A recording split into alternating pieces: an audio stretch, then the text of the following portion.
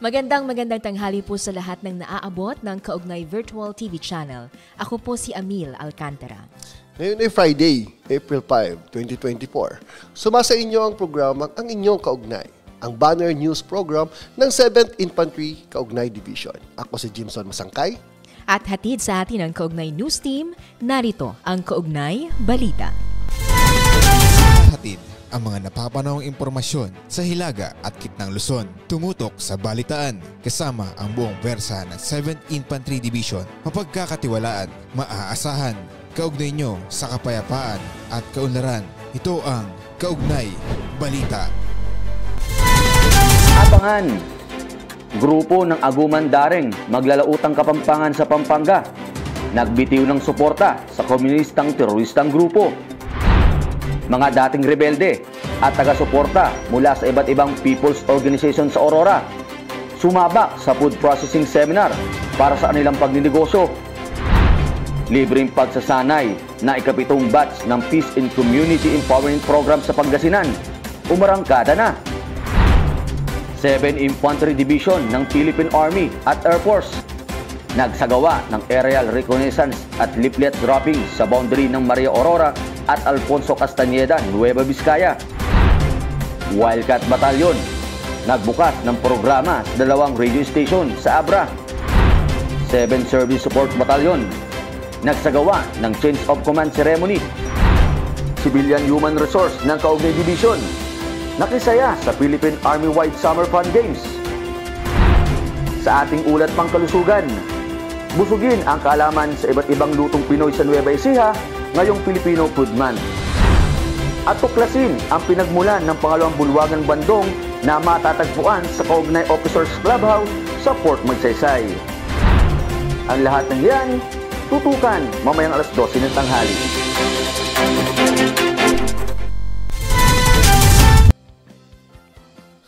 So marami tayong susubaybayan ngayong tanghali. Bilang panimula, nagbitiw ng suporta sa komunistang teroristang grupo, ang Aguman Daring maglalautang Kapampangan sa Pampanga na isang CTG-affected mass organization. May ulat mula kay Crizel Fontanoza. Yun, pagkamatay ni Tay Joseph, naisip ko, bakit pumunta ako sa gobyerno dahil marami pa lang kami patutunguhan sa ating kinalaman natin. Nagbitiw ng suporta sa Communist Party of the Philippines, New People's Army, National Democratic Front ang mga miyembro ng Aguman Daring Maglalautang Kapampangan o AMC mula sa Magalang, Pampanga. Kalinsabay nito ang kanilang panunumpa ng katapatan sa gobyerno upang ihayag ang kanilang suporta sa mga adhikaing pangkapayapaan. Pinangasiwaan ng 17th Infantry Matapat at Matatag Battalion, Philippine Army ang nangyaring withdrawal of support at oath of allegiance katuwang ang pamahalaang panlalawigan ng Pampanga, Local Government Unit ng Magalang, Magalang Police, 7 Civil Military Operations Guapo Battalion CMO Regiment at iba't ibang ahensya ng pamahalaan. Sa mismong programa, namahagi ang LGU ng financial assistance sa mga miyembro ng AMC habang namigay ang Municipal Agriculture Office ng vegetable seedlings at Magalang Police ng mga pagkain. Tinutukan naman ng Municipal Local Government Office at Municipal Social Welfare and Development Office ang pagproseso ng documentary requirements para sa karagdagang financial assistance sa kanila. Ang AMC ay isang CTG-affected mass organization na binubuo ng mga magsasaka dito sa Pampanga.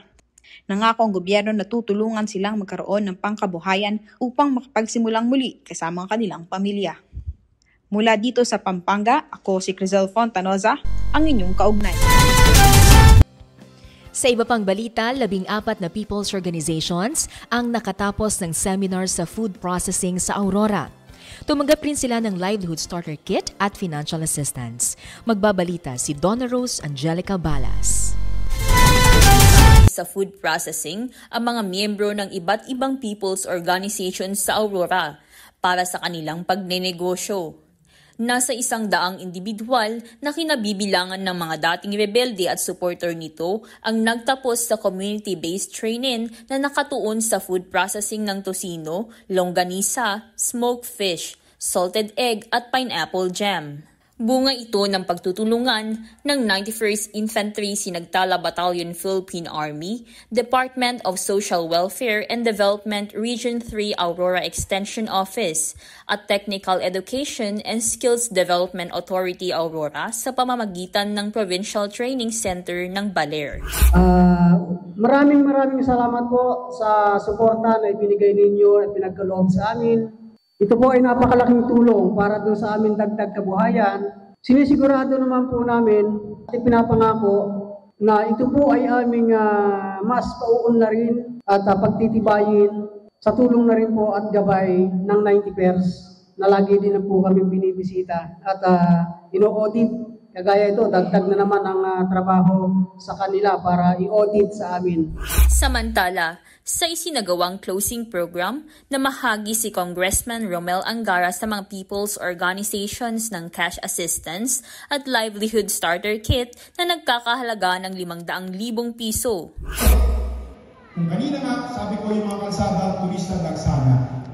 Pag natapos po yung airport natin, titiyakin ko sa inyo na lahat ng foreign tourists dadagsa dito yan. Anong gagawin nila? Mag-iiwan ng pera yan dito. Bakit? Sasakay ng tricycle, bibili ng bangus, bibili ng tosino, bibili ng mga gawa ninyo para sa gayon siguraduhin kahit paano ay magkakaroon kayo ng kita. Yung mga transient hotel, yan po ang pupuntiryahin ninyo.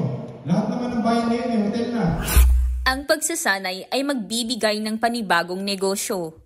Mabibigyan din ng benepisyo ang komunidad at turista na dumadagsa sa mga tourist destinations.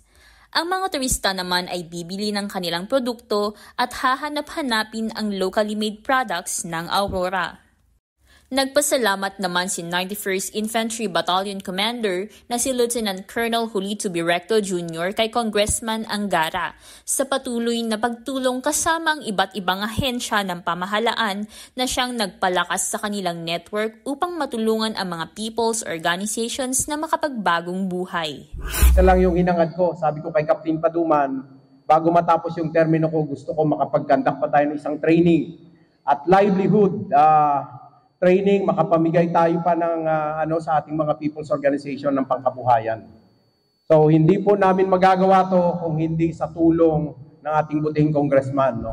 Nangako naman si TESDA Aurora Officer in Charge Provincial Director na si Jerome Lopez na handa silang magsagawa ng marami pang pagsasanay para sa paglago ng kabuhayan ng mga dating rebelde. Ako namin sa barangay nang sa gayon hindi na kayo mahirapan na magpunta pa sa aming mga training center o sa mga accredited schools po namin.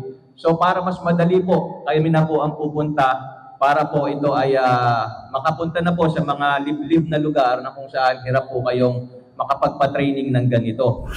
Mula dito sa lalawigan ng Aurora, ako si Donna Balas, ang inyong kaugnay.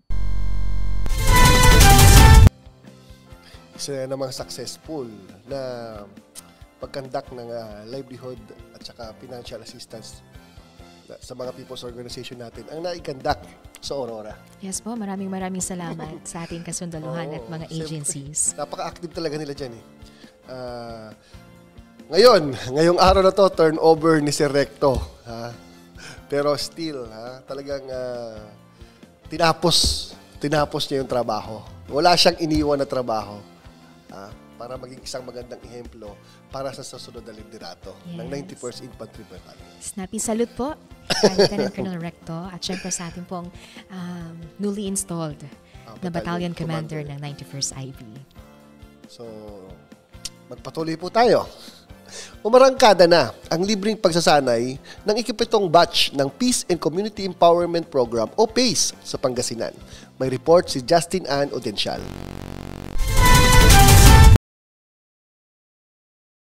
Nagbukas na ang ikapitong batch ng Peace and Community Empowerment Program o PACE na magsasanay ng masonry sa loob ng 15 araw sa Pusurubio, Pangasinan.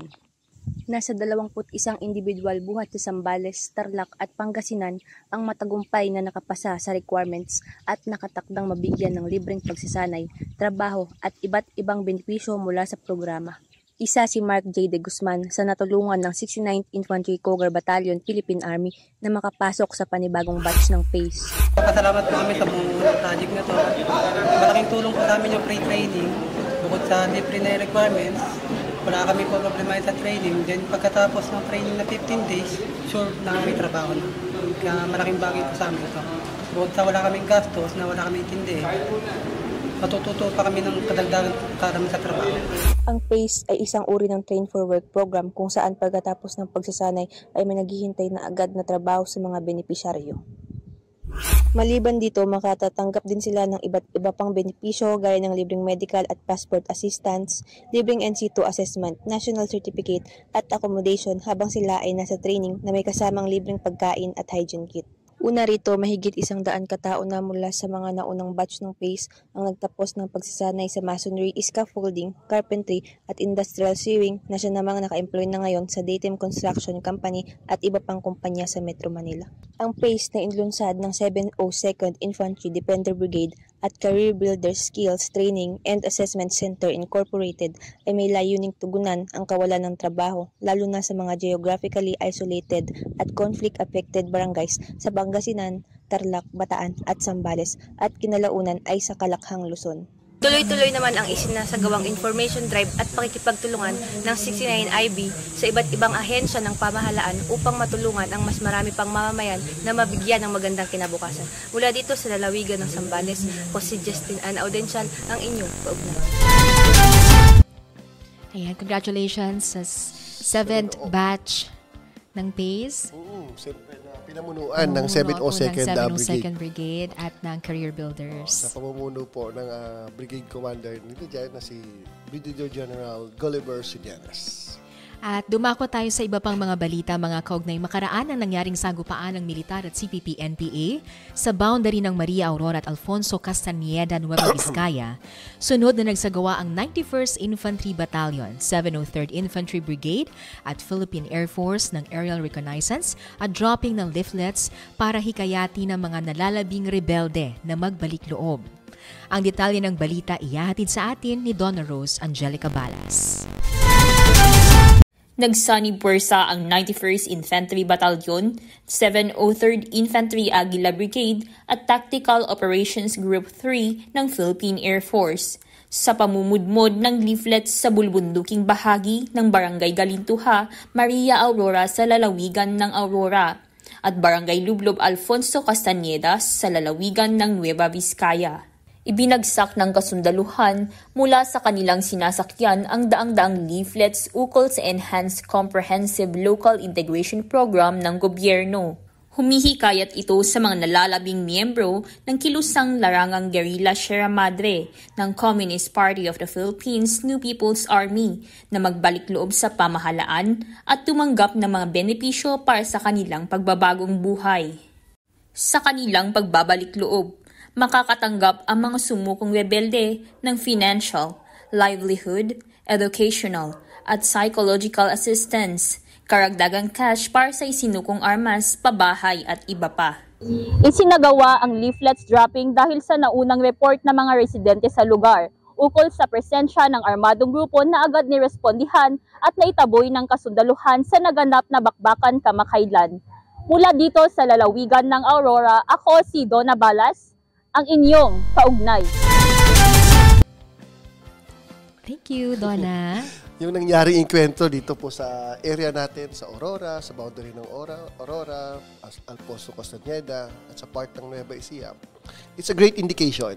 Great indication na talagang yung full support ng ating local populace is nasa atin na, nasa government na. Kasi konting information lang at na nandyan yung mga kalaban, binabato na kaagad nila sa atin. And ang ating pong kapulisan, kasundaluhan, ay mabilis nagre-react. Kaya nagkaroon po tayo ng successful operation. Kaya, pero hindi po ito yung kahulugan na hindi po open ang aming organization. Ha?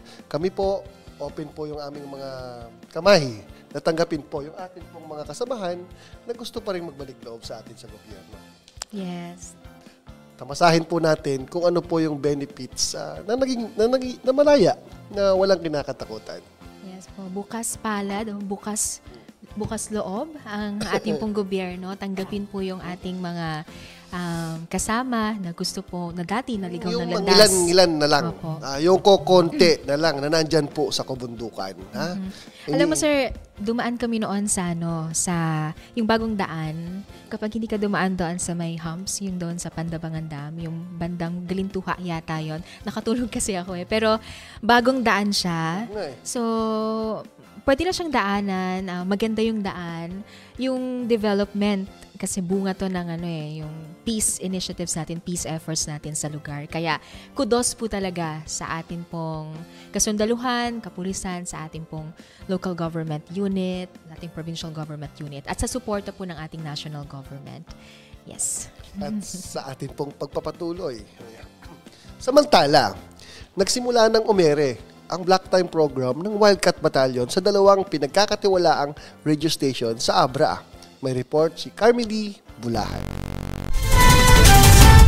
Upang mas lalo pang mapalawak ng 24th Infantry Wildcat Battalion Philippine Army ang kamalayan ng mga mamamayan sa kanilang mga programa at advokasya, nagbukas ang unit ng programa sa radyo na napakikinggan sa Abra at mga karatig lugar.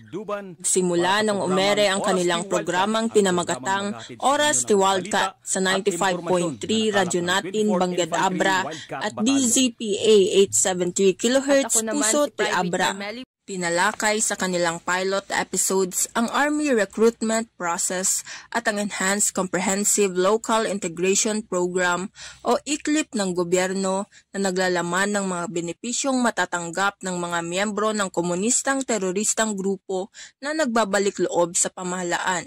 Mapapanood sa Facebook at mapakikinggan ang programang Oras ni Wildcat sa DZPA kada quarter at sa radyo natin naman kada huling Martes ng buwan, kasama ang personal ng Civil Military Operations ng 24th IB sa pamumuno ni Lieutenant Colonel Jose Alfredo Panes, Commanding Officer.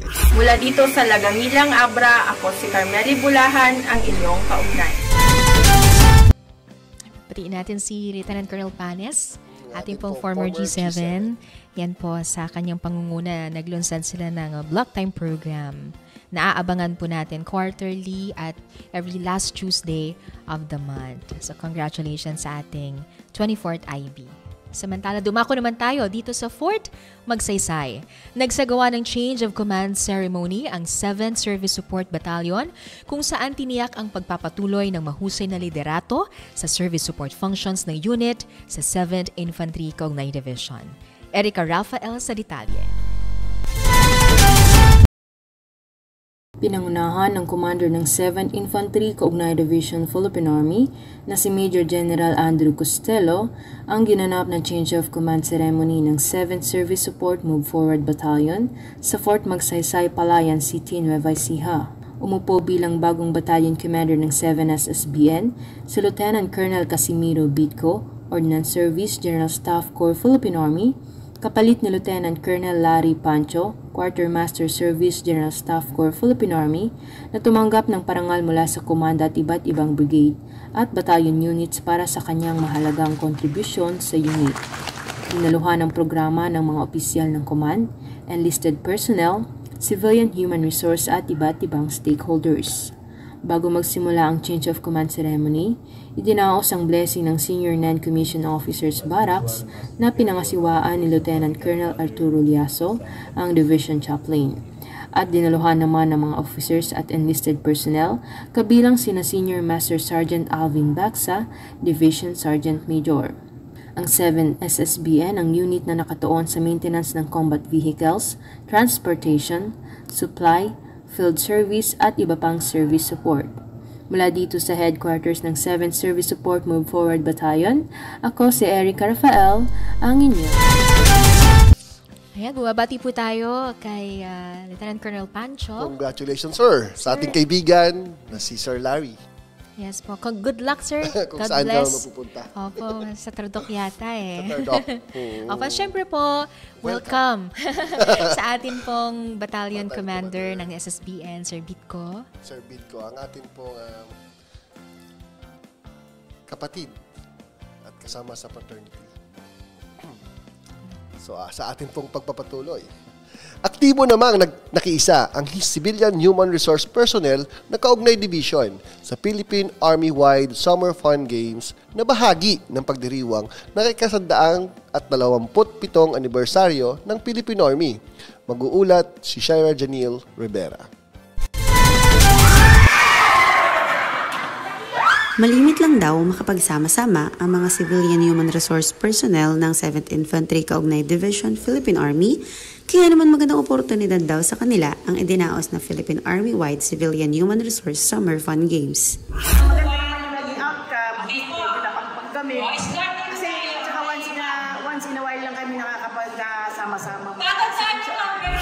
Nakilahok sa programa ang Civilian Human Resource Personnel ng 7th Infantry Division at iba pang Civilian Human Resource mula sa iba't ibang Philippine Army Major Units sa loob ng Fort Magsaysay, Palayan City.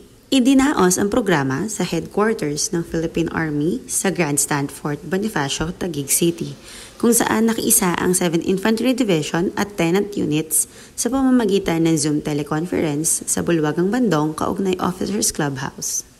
Mula stretching hanggang Zumba dance at samot-saring fun games, aktibong nakiisa ang mga Civilian Human Resource Personnel na nakasuot ng blue at pink shirts bilang tandaan ng kanilang flag teams.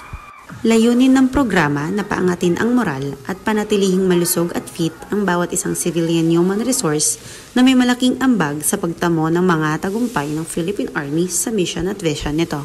Ako ay nagpapasalamat sa command ng Philippine Army sa isang makabuluhan at masayang kaganapan na ito ay pinagkaloob para sa mga Civilian Human Resource na kagaya ko, lalong-lalo na sa aming mga health service workers na bibirang maka-attend sa mga ganitong kaganapan.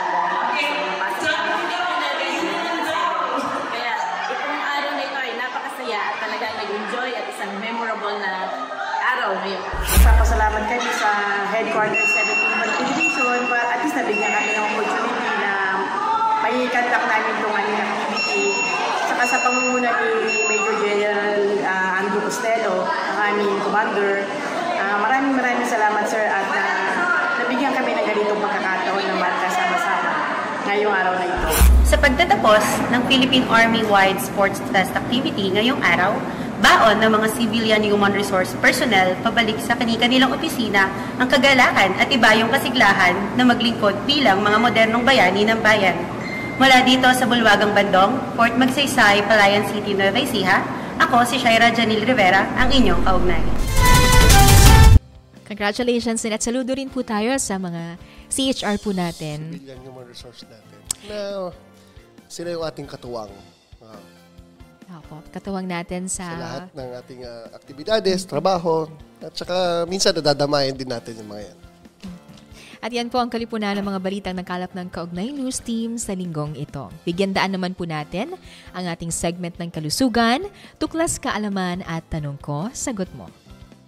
Sa ating ulat pangkalusugan, bubusugin tayo ng kaalaman sa iba't ibang lutong Pinoy sa Nueva Ecija.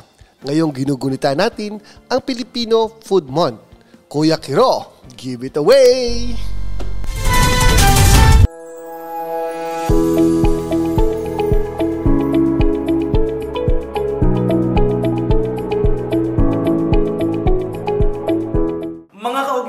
Ihanda na ang inyong mga sarili dahil tiyak matatakam kayo sa ating pag-uusapan ngayong tanghali. Ngayong Abril ay Filipino Food Month, kaya naman inihanda namin sa inyo ang mga masasarap na lutong Pinoy na sumasalamin sa yaman ng kultura ng lalawigan ng Nueva Ecija. Tara, kain na!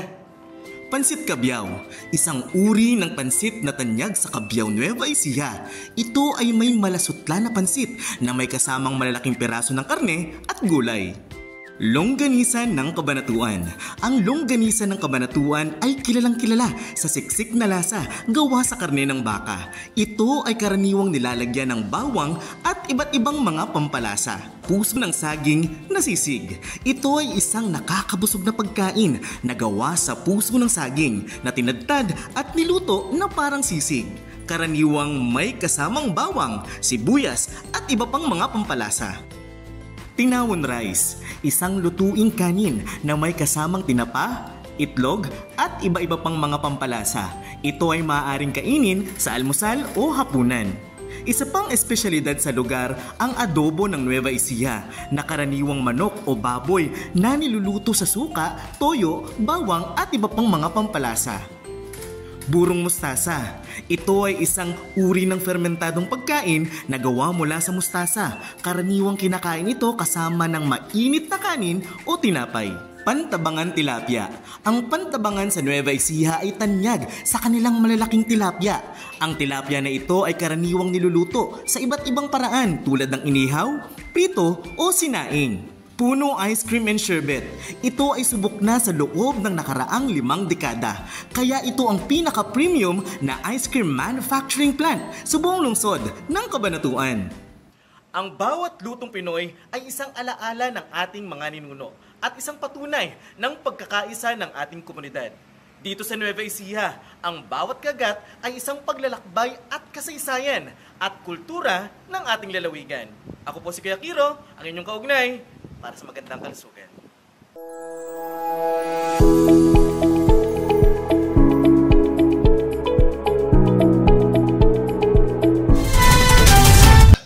Ayan, tamang-tama yung ating ulat pangkalusugan ni Kuya Kiro ngayon, ano sir? Masayang pananghalian po sa lahat ng ating mga kaugnay, sa mga kumakain ngayon, sa mga kakain pa lang, no? Makikain tayo sa Barrio Militar, maraming pagkain daw doon. So, happy eating po sa lahat. Sa mga nasa mess hall, anong oras na po ba? Ayan, meron tayong 27 minutes after 12 sa tanghali po na ito. At actually, yung ating pong naibahagi na mga lutong Pinoy dito sa Nueva Ecija, marami pa yan marami pa tayong pwedeng idagdag. Sa mga gusto pong magdagdag, mag-comment po kayo sa ating chat box. Di pa nila natitikman yung adobo style ko. Yes. Yung mapahang ba yan, sir? Maanghang. First time ko makatikim ng spicy adobo. Ayan, courtesy of Sir Jimson. Para sa ating susunod na segment, mga kaugnay, samahan natin si Kuya Fresher na tuklasin kung kanino naman ipinangalan ang multipurpose hall ng Kaugnay Officers Clubhouse na paboritong tambayan ng ating Team Kaugnay sa iba't ibang okasyon, programa at aktibidad.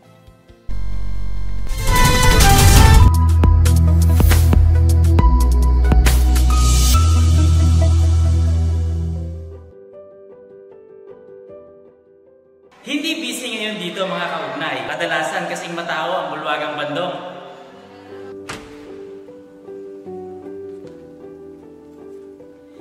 Dito ginaganap ang mahalagang programa at okasyon ng 7th Infantry Division, kabilang na ang pagtatanggap sa pinakamatataas na opisyal ng Armed Forces of the Philippines.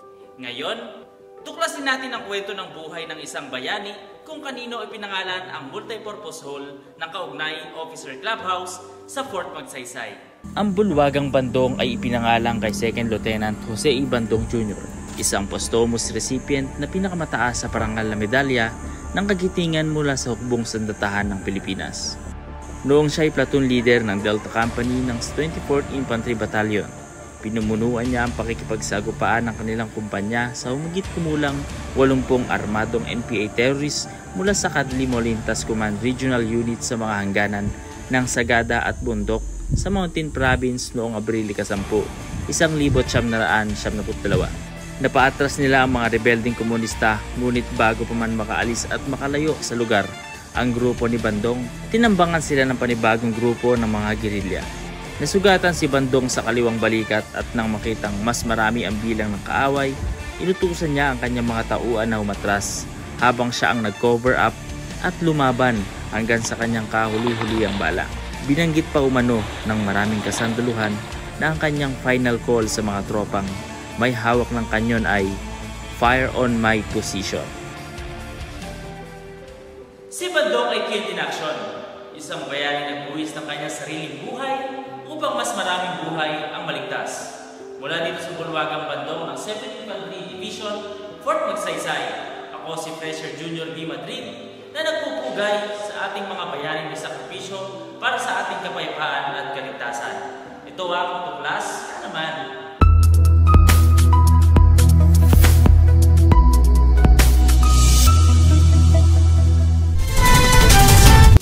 Kanino hango ang pangalang Bulwagang Bandong ng Kaugnay Officers Clubhouse.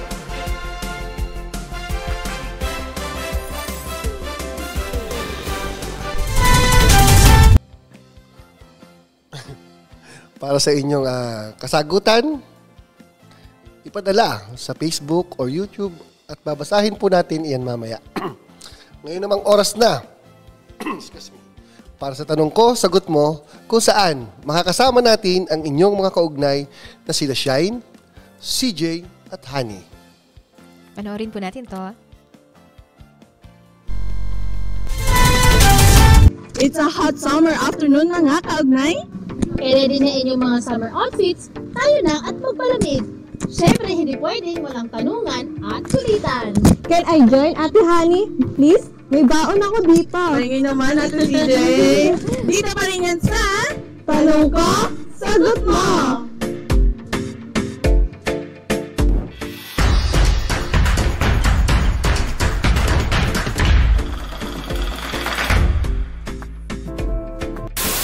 Magandang tanghali, sir. Magandang tanghali din. Anong pangalan natin, sir? John Mascat King ng Taguba po. Sir John, ready ka na ba sa ating katanungan? Ready na po. Before that, Sir John, pumili ka muna ng ating katanungan. Wait, sir. Ako na magbasa for you. Uunahan ko na nga sana. Wait, sakit down answer. Ay, sige, ikaw na. Sige. Ayun, ang dali-dali lang nito, sir. Magbigay ng 3 best palamig tuwing summer season. Tatlong palamig. Best palamig. Palamig. Buko. Pineapple juice. Sago. Sago. Tama na, sir. Okay na yan. Satisfied na ako sa katagutan, no? Dahil yan, sir! Ay, thank you very much po. Thank you so much, sir. Maraming salamat po sa Kaugnay Virtual TV na napasama po ako sa inyong feature ngayon sa araw na ito. Yun lang po masabi ko. Maraming salamat. Thank you so much, sir.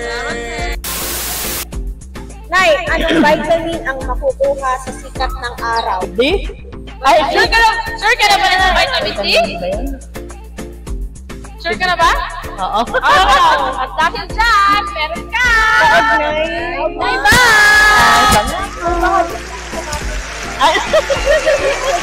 Sabi na bakit yung mga anak ko dumating galing Mindanao.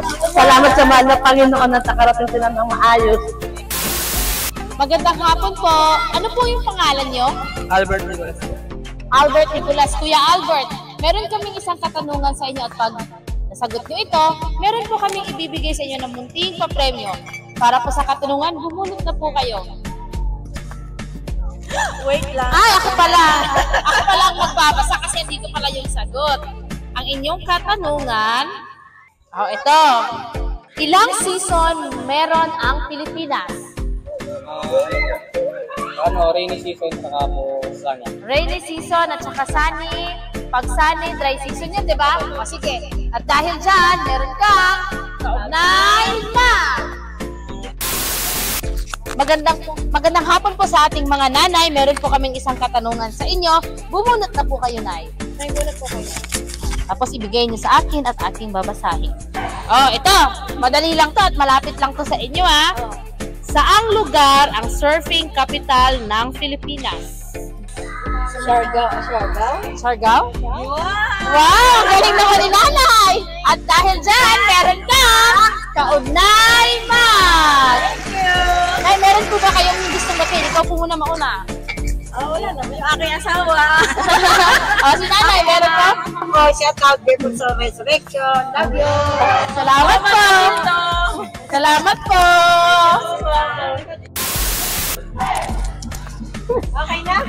Dapat sumasayo si Jay kasi may dito sa likod. Sana all fresh!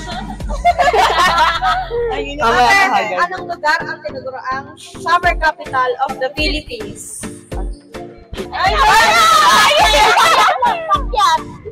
Summer! Saan ba dito ang naiisip mo na pwede na kang malamig? Summer dahil malamig. Ano? Baguio? Are you sure? Sure na sure.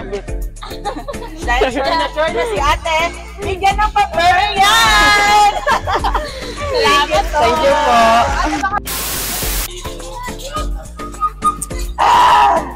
Sarap! Oh my! Summer is the best! At syempre, go na go ang ating mga kaugnay sa ating summer special question. Tama ka dyan, Ate CJ. Kahit kailan, kahit anong tanong, ay for the go sila. Yes! Paano ba yan? So, susunod na Friday ulit mga kaugnay. Dito pa rin yan sa Tanong Ko, Sagot Mo!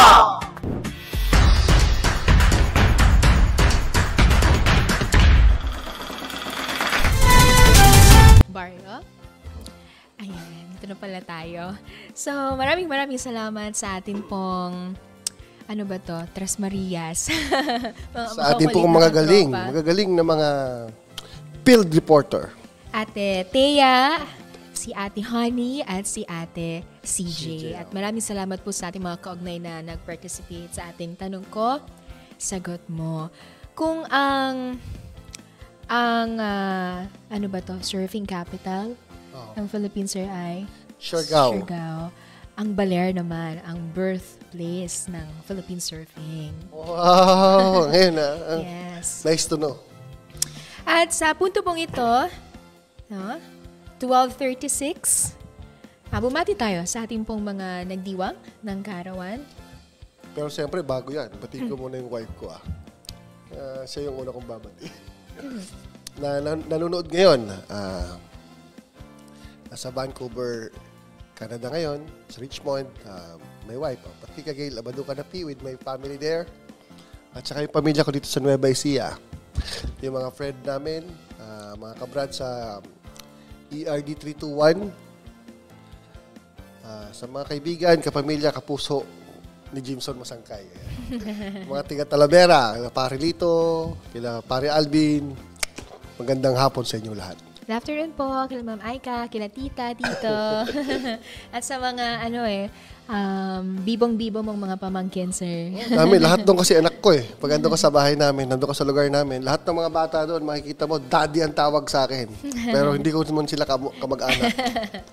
Ako, pabatiin ko po yung aking, family din po. Sila Mama, Papa, sina Kuya Sander, Jack, Tin Grace, si Alessa, si Kapaw, si Baby Ariel, at sa family ko po sa Baler, sa Aurora, sa Nueva Ecija. Yan po. At batiin na rin natin yung mga nag-birthday ng April, mga magbe-birthday ngayong April. Belated happy birthday sa classmates ko, kina Remy Silpletado and Josa Serrano. Happy birthday, belated advance sa inyo. Hanggang next week. Sir, batiin din natin kanina ang ating 7ID team na nag-participate sa triathlon. Yes. No other than our... sa pangunguna po ng ating Assistant Division Commander, Brigadier General Pases. Napakagaling naman talaga at ipinagmamalaki po natin. Ang ating pong 7ID team ay pinangunahan po nila Sir Pases, nila Lieutenant Colonel Vicente. Ang ating new G3. Yes po. At kasama din po dyan sina Technical Sergeant Sibal, Technical Sergeant De La Cruz, Staff Sergeant Ganza, Corporal Corpus, Corporal Tatlong Hari, Corporal Villanueva, Corporal Bernabe, Mrs. Pases, ang napakabait at napakaganda pong may bahay po ng ating ADC, Mr. Reyes, Mr. Corpus, at Mr. Pascual. Congratulations po sa lahat po na nag-participate sa triathlon. Abangan nyo po sa susunod na Friday ang ating pong feature tungkol po dito sa ginanap na SOCOM Triathlon. Meron ka pa bang mga gustong batiin? Batiin natin, sir, ang mga bumati sa atin sa Facebook at YouTube. Okay, unahin ko na sa akin. Sa atin pong mga followers sa YouTube, from Alvin Godoy. Blessed day kaugnay, watching from Talaingod, Davao del Norte. Shout out from 56 IB, Tatag Troopers. God bless us all. Kay Sondalo Loyal. Nanonood daw siya from Balagbag Patrol Base ng 70 Infantry Battalion. From Sports Highlights. Shout out po ma'am, sir, sa lahat ng Wildcat Troopers na nakikinig at nanonood ngayon. Lalong-lalo na sa operating troops at mga nasa TCP. Mag-iingat po ang mga Go Wildcat at Mabuhay Kaugnay Division. Sports highlight. Ayun, may sagot na siya. JD, shout out to all Wildcat troopers. Watching all the way from Abra. Arnold Ayag.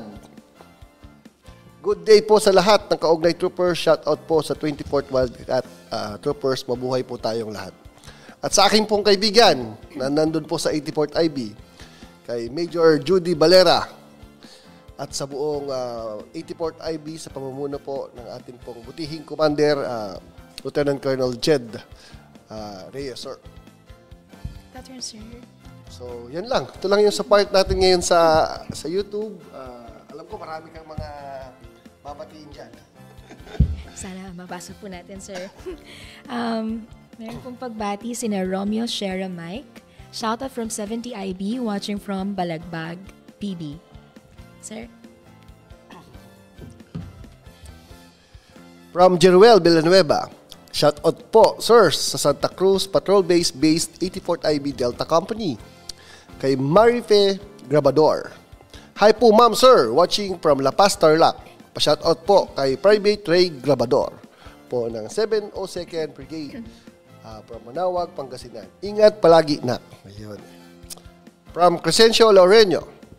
Mapagpalang ligtas na tanghali po from First Nerve Pub, ATS AAR. Pasensya na po, hindi ko pa ma-spell out kasi hindi ko po kabisado. Max Riva. Hi, Alka and Sir Masangkay. Pa-shout out from 56 IB. Love lots. God bless sa inyo. Alka. Alka. Okay.